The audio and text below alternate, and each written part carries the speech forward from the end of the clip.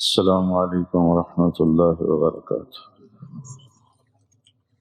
بسم اللہ الرحمن الرحیم، والصلاة والسلام علی رسولہ الکریم وعلی صحبہ اجمعین، اما بعد۔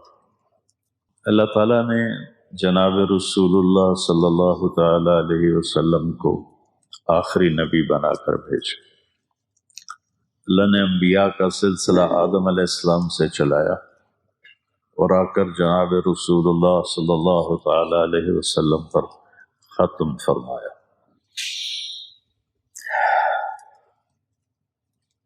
ما کان محمد ابا احد من رجالکم ولکن رسول اللہ وخاتم النبیین وکان اللہ بکل شیء علیما۔ اس آیت نے واضح طور پر یہ اعلان کیا کہ آپ آخری نبی، اور آپ کی احادیث مبارک بھی لا نبی بعدی ولا امت بعدکم، میرے بعد نبی کوئی نہیں، تمہارے بعد امت کوئی نہیں، تم آخری امت ہو، میں آخری نبی ہوں۔ تو اس پر دلائل دینے کی تو کوئی ضرورت نہیں ہے، سورج سے زیادہ روشن ہے کہ رسالت مآب صلی اللہ علیہ وسلم اس کائنات میں آخری نبی بن کر آئے۔ میں ایک واقعہ سناتا ہوں۔ یہ البدایہ والنہایہ میں لکھا ہوا ہے۔ البدایہ والنہایہ میں نے کوئی 35 سال پہلے پڑھی تھی، تو اس میں یہ واقعہ لکھا ہوا ہے۔ ایک حدیث ہے کہ جناب رسول اللہ صلی اللہ علیہ وسلم تشریف فرما تھے صحابہ کے ساتھ، تو ایک دیہاتی گزرا اونٹ پر، اور اس نے ایک گوہ جانتے ہیں، وہ چھپکلی سے 10 گنا بڑی ہوتی ہے، یہاں سڑک پہ چلتے چلتے نظر بھی آ جاتی ہے، اس کا پنجہ بڑا مضبوط ہوتا ہے۔ عرب گوہ کھاتے تھے، اس کا شکار کرتے تھے، تو اس نے گوہ کو شکار کیا ہوا تھا اور مار کے رسی سے اس کی دم باندھ کر اونٹ کے ساتھ اس کو باندھا ہوا تھا۔ تو وہ ایک آدمی سے پوچھتا ہے یہ کون لوگ ہیں جو بیٹھے ہوئے ہیں؟ تو وہ کہتا ہے یہ وہی ہیں جو کہتے ہیں میں اللہ کا رسول ہوں۔ تو اس نے اپنے اونٹ کو موڑا، نیچے اترا، کہنے لگا انت الذی تقول انا رسول اللہ، تم ہو جو کہتے ہو میں اللہ کا رسول ہوں؟ آپ نے کہا ہاں میں اللہ کا رسول ہوں۔ تو کہنے لگا اگر میری آپ کی قوم کا آپس میں معاہدہ نہ ہوتا لضربت عنقک، میں آپ کی گردن اڑا دیتا۔ فرقت بین الاحبہ، آپ نے لوگوں کو ایک دوسرے سے جدا کر دیا، مسلمان الگ ہو گئے، کافر الگ ہو۔ حضرت عمر رضی اللہ تعالیٰ عنہ کی آنکھیں گھومنے لگیں کہ یا رسول اللہ اذن لی اضرب عنقہ، مجھے اجازت دیں یہ کام تو میں کرا انہوں تو مقامہ۔ سبحان اللہ،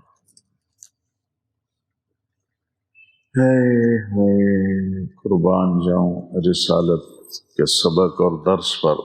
آپ نے کہا عمر قاد الحلیم ان یکون نبیا، تجھے پتہ ہے کہ حلیم یعنی اچھے اخلاق والا، صبر والا، درگزر والا جو انسان ہے وہ نبی بنتے بنتے رہ جاتا ہے۔ نبی تو اب کوئی نہیں بن سکتا، تو اب تعبیر کیسی تھی کہ قریب ہے کہ وہ نبی بن جائے۔ پھر آپ نے فرمایا میرے بھائی آپ کو کیا شکایت؟ اس نے کوئی جواب نہیں دیا، گوہ کو اونٹ سے کھولا اور آپ کے سامنے پھینک دیا۔ کہنے لگا لا اومن حتی یؤمن ھذا الطب، میں اس وقت ایمان لاؤں گا جداں اے گو بھی آکھے تو نبی ہیں۔ انہوں نے پتہ ہے جانور دی زبان کوئی نہیں ہوندی تے مرا تا بندہ نہیں بولیندا تے گو کیوں بولنا تائیں کرتے کھلو کہنو آکھنا تو نبی ہیں تو میں من جاسا۔ سبحان اللہ۔ آپ نے گوہ پہ ایک نظر ڈالی، گوہ کی گردن نہیں ہوتی، بڑی چھوٹی، آپ نے ایسے اس کو دیکھ کر کہا یا رب، آواز دی گو، اے گو۔ اس نے اپنے اگلے بازو کھڑے کیے اور سر اٹھایا، آنکھیں کھولی اور کہا لبیک و سعدیک یا رسول اللہ، میں حاضر ہوں یا رسول اللہ، سعدیک، میری خوش بختی ہے کہ آپ نے مجھے پکارا ہے۔ بدو دے تو ہوش اڑ گئے سے کہ اے کی بنی، یہ تو مویا تا بندہ نہیں بولیندا تے ای بولی جاندی اونوں ہی ویکھی جاوے۔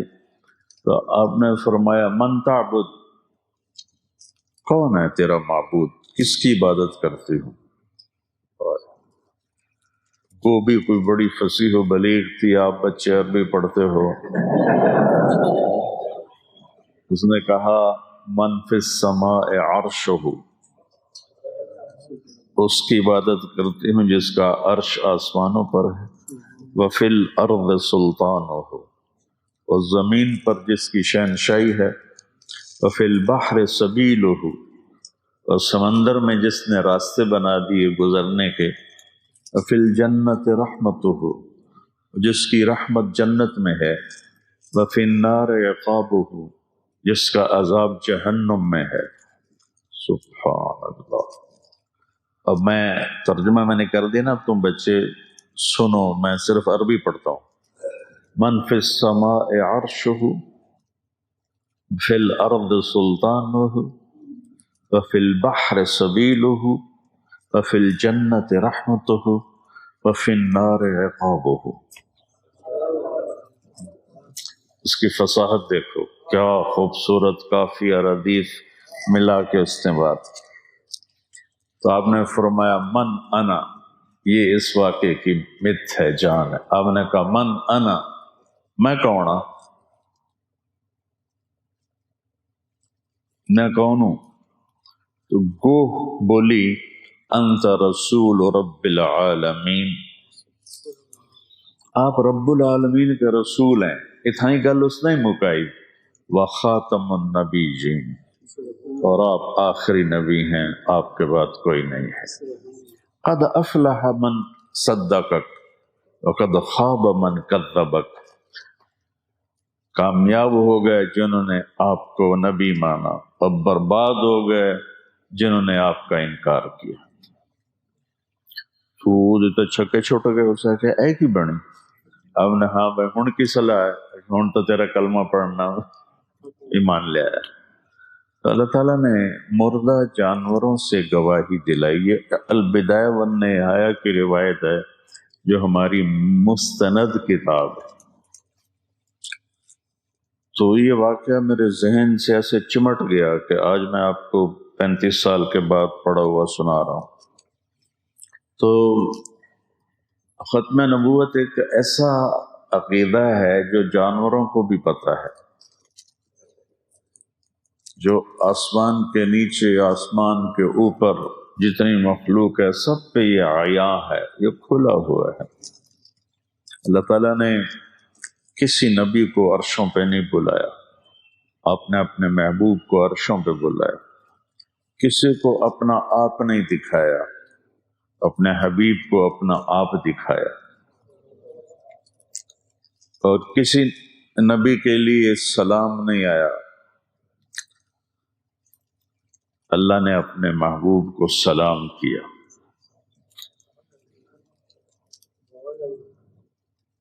اور کسی نبی کو جنت نہیں دکھائی، آپ کو جنت دکھائی، جہنم دکھائی، آخرت کے سارے نظام دکھائے، صرف ایک رات میں یہ سارا کچھ ہو۔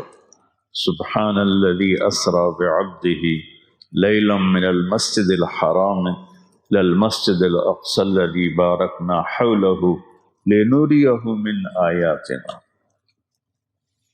اللہ تعالیٰ نے آدم علیہ السلام سے کہا وَلَقَدْ عَهِدْنَا إِلَىٰ آدَمَ فَنَسِيَ، ہم نے آدم سے وعدہ لیا، وہ بھول ہی گئے، روٹی کھا بیٹھے۔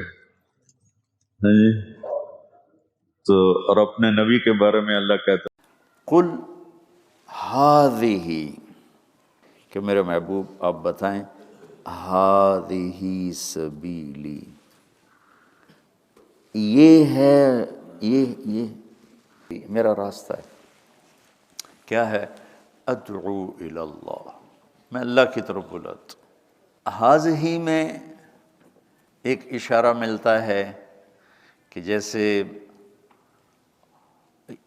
چونکہ سبیل مذکر مؤنث دونوں طرح آتا ہے، یہاں مؤنث کا لفظ لائے ہیں کہ ہر انسان محبت سے چلتا ہے، ہر انسان نرمی سے چلتا ہے، لیکن خاص طور پر جو اللہ نے عورت کو بنایا ہے تو اس کو شیشے سے تشبیہ دی گئی ہے۔ قواریر ہے نا؟ کیا ہے وہ؟ قواریر۔ تو یہ بھی میں لفظ کی دلالت سے بات کر رہا ہوں، پڑھی ہوئی بات نہیں ہے۔ شیشے میں دو عیب ہیں، ذرا سی ٹھیس لگے تو لکیر پڑ جاتی ہے کہ نہیں؟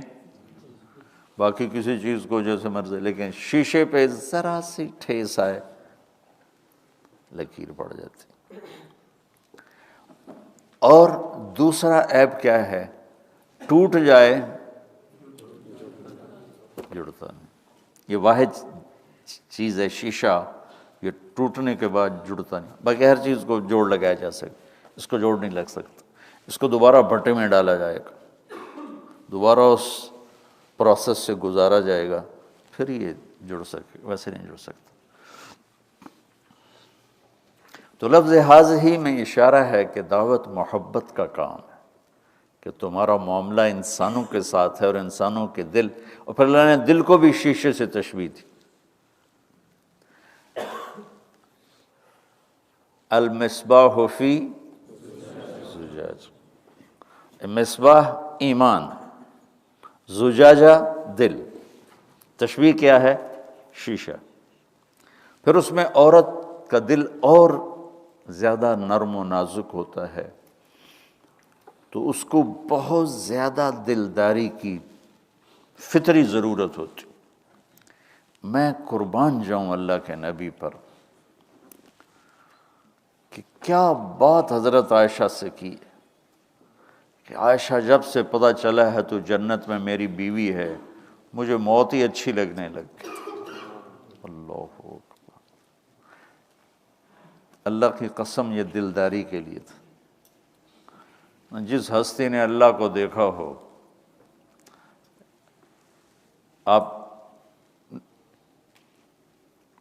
کی حدیث سے مبارک میں نے پڑھی، ما تزوجت، میں کہ سنا بھی چکا ہوں، وما زوجت الا بوحی من السماء نزل به جبریل، کوئی شوق کی شادی نہیں، سب وحی کی شادیاں ہیں۔ کہہ رہا ہوں مجھے تو موت ہی اچھی لگنے لگ گئی، کتنی بڑی دلداری ہے۔ تو لفظ ہذہ میں یہ اشارہ ہے کہ دعوت کا جو کام ہے، نصیحت، یہ میٹھے بول اور محبت سے ہی ہوتا ہے۔ اس میں شدت اور سختی آئے گی تو کام نہیں ہوگا۔ آگے تمہارا شاگرد ہو، تمہاری بیوی ہو، تمہارا بیٹا ہو، بیٹی ہو، بھائی ہو، نوکر ہو، کوئی بھی ہو،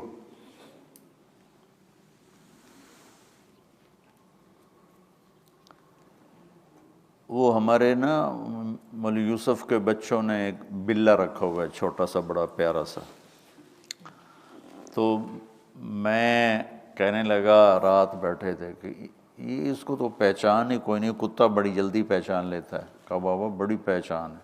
میں نے کہا کیسے؟ کہا ابھی آپ کو بتاتا ہوں. ہمارا ایک نوکر ہے محمد حسین، تو 2-3 دفعہ جب ہم گاؤں گئے تو اس نے محمد حسین نے اس کو پکڑ کر نا پنجرے میں ڈالا، اور پھر وہ پنجرہ ہم گاڑی میں رکھتے ہیں، پھر وہ وہاں لے جاتے ہیں، پھر وہاں سے پنجرے میں ڈال کے ادھر لے آتے. تو وہ ایسے نہ سویا ہوا تھا، تو ہم بلا رہے تھے، وہ کوئی نہیں، فیرس اس کا نام ہے، وہ متوجہ ہی نہیں تھا، ایسے بدے گئے. تو اس نے کہا، یوسف نے کہا محمد حسین کو بلاؤ. تو محمد حسین کو بلایا تو وہ یوں پڑا ہوا تھا ایسے. جو ہی اس نے دیکھا تو اس نے دوڑ لگا دی اور جا کر وہ صوفوں کے پیچھے چھپ گیا. میرا مجھے وہاں سے یہ آیت کا سبق مل گیا. میں نے کہا یہ تو جانور بھی محبت کرو تو وہ جو اس سے سختی کرے تو وہ کیسے بھاگتا ہے. تو میں اپنے بچوں کے ساتھ سختی کروں یا بیوی کے ساتھ سختی کروں تربیت کے عنوان پر، یا میں بڑا استاد بن گیا ہوں تو شاگردوں کی تربیت کروں، یا کسی بھی لائن سے جب اللہ بڑائی دے دیتا ہے تو وہ اس کو نا اوروں کی اصلاح کا شیطان چکر ڈال دیتا. ہاں ہی محبت کا راستہ.